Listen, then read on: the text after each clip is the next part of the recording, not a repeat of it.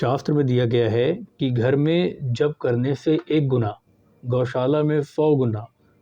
पुण्यमय one या वाटिका तथा तीर्थ में 1000 गुना, पर्वत पर 10,000 गुना, नदी तट पर लाख गुना, देवालय में करोड़ गुना तथा शिवलिंग के निकट अनंत गुना पुण्य प्राप्त होता है। और यहीं पर शास्त्र में ये भी दिया गया है कि जिस स्थान पर जप किया जाता है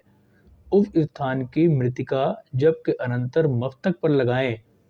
अन्यथा उस जप का फल इंद्र ले लेते हैं।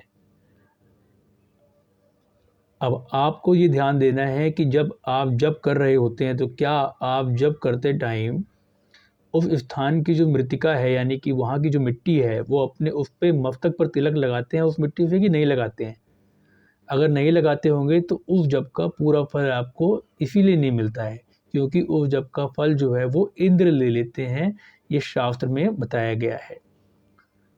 तो शिवलिंग के निकट अगर आप जप करते हैं तो आपको जो पुण्य मिलता है वो अनंत गुना मिलता है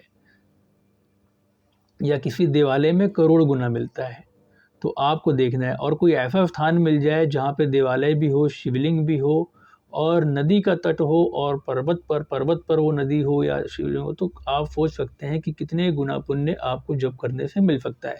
लेकिन इसका विशेष ध्यान रखें कि जब कभी आप जप करें, जप करने बैठे, चाहे आप नाम जप कर रहे हो, चाहे आप मंत्र जप कर रहे हो, वहाँ की जो मिट्टी होती है जिस स्थान पे आप जप कर रहे हैं, जप के दौरान उस मिट्टी का तिलक ज़रूर कर लें, अन्यथा उसका पूरा फल आपको नहीं मिलेगा, उसका फल